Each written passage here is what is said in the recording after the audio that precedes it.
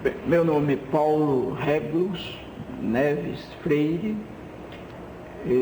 Eu sou filho de Joaquim Temístocles Freire, nascido no Rio Grande do Norte, e de Edeltrudes Neves Freire, nascida no Recife, Pernambuco, e ambos, obviamente, falecidos. Seria uma coincidência muito feliz que não. Meu nome é Paulo Freire, quer dizer, eu já disse o meu nome inteiro, e sou conhecido como Paulo Freire. Nasci em 19 de setembro de 1921, no Recife. Queria primeiro que o senhor falasse sobre a sua infância, né, da relação com a família, o cotidiano, as brincadeiras. Bem, eu nasci, como acabo de dizer, em 1921, e, portanto, na década que viveu a primeira grande experiência de quebra da economia capitalista, quer dizer, foi exatamente na década em que começou a grande crise de 29, e isso teve uma influência grande, ou uma repercussão grande sobre minha família. Minha família é uma família de classe média relativamente bem aquinhoada e que sofre um impacto grande com a grande crise capitalista. De tal maneira que meu pai era oficial da Polícia Militar de Pernambuco, mas um homem também de classe média do Rio Grande do Norte, e a família pelo lado de minha mãe tinha uma situação econômica melhor, né? Mas a crise de 29 incide exatamente sobre esse lado materno, e isso provocou na família a experiência de certas necessidades básicas. Quer dizer, no primeiro momento, a repercussão da crise, como era normal, afeta certos gostos supérfluos. Quer dizer, então, se a família de minha mãe costumava ter na velha casa grande onde eu nasci, na estrada do Encanamento, no Recife, se a velha casa grande recebia 2 vezes por mês amigos para um almoço, começou a rarear isso. Eu sei que quando eu tinha em 26, por exemplo, não, 27, a coisa já não ia nada bem, e a situação começou a se agravar, e a gente começou a ter cortes maiores. Depois de 29, quer dizer, a partir dos primeiros anos de 30, as dificuldades eram tais que eu pelo menos me lembro de que nós começamos a ter uma experiência, mesmo que discreta, ainda não tão dramática, mas uma certa experiência de limitação ou de diminuição na própria comida em casa. Quer dizer, passamos a comer menos. E isso tudo era compensado pelas fruteiras, pelos frutos, não? Pelas árvores frutíferas que nós tínhamos não apenas no quintal da nossa casa, mas também nos outros quintais.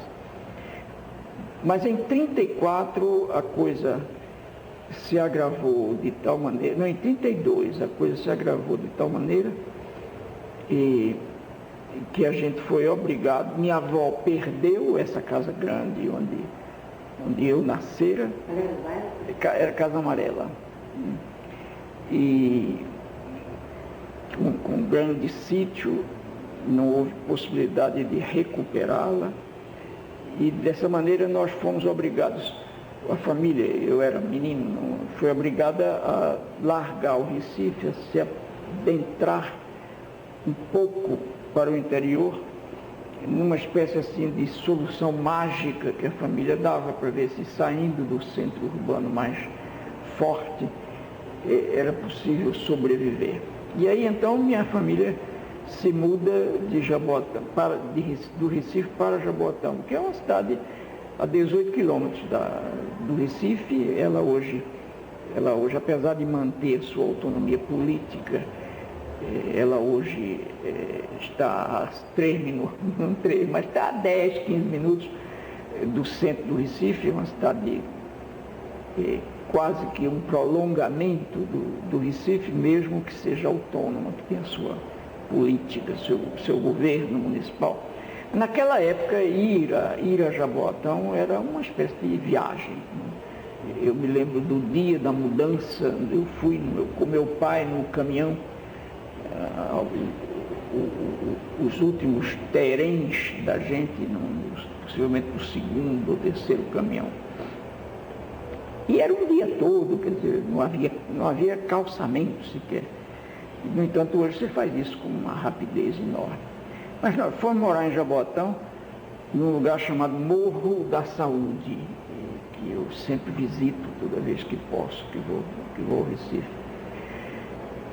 E lá, então, eu tive uma experiência, a primeira continuidade da crise, que até se agravou mais ainda.